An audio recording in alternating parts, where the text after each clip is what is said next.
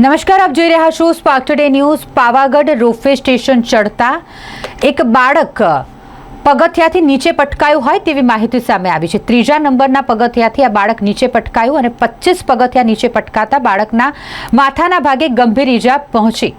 જોકે fire બ્રિગેડની team ત્યાં ઉપસ્થિત હતી તેઓ દ્વારા તાત્કાલિક બાળકને 108 મારફતે હોસ્પિટલ ખસેડવામાં આવ્યો છે। જાણવા મળતી માહિતી અનુસાર પાવાગઢ રોપવેના જે પગથિયા છે તે ચડતી વખતે મહિલાએ એક બાળકને ઉંચક્યું હતું અને એક બાળકનો હાથ પકડીને તેઓ પગથિયા ચડી રહ્યા હતા અને આ દરમિયાન એક બાળક ત્રીજા નંબરના પગથિયા પરથી 25 પગથિયા નીચે પટકાયું અને જેના કારણે બાળકને ગંભીર ઈજાઓ પહોંચી છે। ઘણો બધો રક્તસ્રાવ થઈ ગયો હોય, એટલે કે લોહી વહી ગયું હોય। બાળકની હાલત ગંભીર હોય તેવી પણ માહિતી સામે આવી છે। હાલ તેને હોસ્પિટલ સારવાર અર્થે ખસેડવામાં આવ્યો છે। જોકે આ પગથિયા વિશે વાત કરીએ તો રોપવે સ્ટેશનની જે જોખમી રૂપ સીડીઓ છે તેની વચ્ચે અવરોધરૂપ વૃક્ષ હોવાને કારણે ઘણી વખત અકસ્માતો સર્જાતા હોય છે।